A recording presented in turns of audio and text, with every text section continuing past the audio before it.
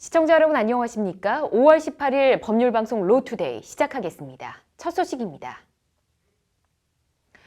서지현 검사에 대해 인사 불이익을 준 혐의로 기소된 안태근 전 검찰국장에 대한 첫 재판이 오늘 열렸습니다. 핵심 쟁점인 서 검사에 대한 성추행 사실을 안 전 검사장이 언제 인지했느냐를 두고 양측은 치열한 공방을 벌였습니다. 안태근 전 검사장은 혐의를 인정하지 않는다고 말했습니다. 재판에 조형경 기자가 다녀왔습니다. 흰 머리가 부쩍 늘어난 안태근 전 법무부 검찰국장은 심경을 묻는 취재진의 질문에 일절 답변하지 않고 그대로 법정으로 향했습니다. 심경이 좀 어떠세요?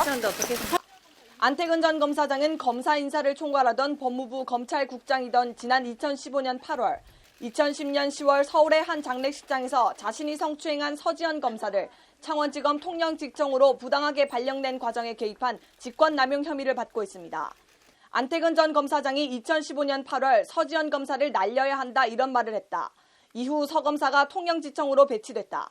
이 같은 인사는 전례 없는 일로 검사 인사의 공정성을 훼손했다는 것이 검찰 공소 사실입니다.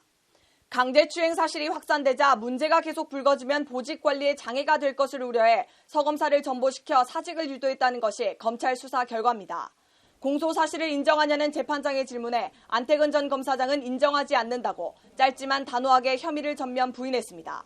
사건 당시 만취해 있어서 성추행 사실을 몰랐다. 올해 1월 사건이 언론 보도를 통해 공론화되기 전까지 추행 사실을 알지 못했다. 성추행 사건에 대한 인식 자체가 없어 인사 불이익을 줄 직권남용의 동기가 없었다는 게 안 전 검사장 변호인의 주장입니다. 안 전 검사장 변호인은 그러면서 책임 회피가 아니라 당시 만취 상태가 아니었다면 상식적으로 장관 앞에서 그런 행동을 했겠냐고 반문했습니다.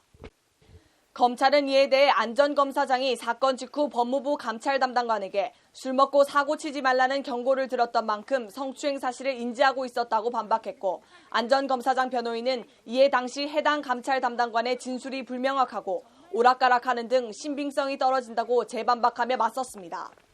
재판부는 그 부분 공소 사실을 검찰 측이 증명해야 할 것 같다며 다음 재판을 다음 달 25일로 잡았습니다. 증거관계와 법리 모두에서 무죄라는 게 안태근 전 검찰국장 변호인 측의 주장입니다.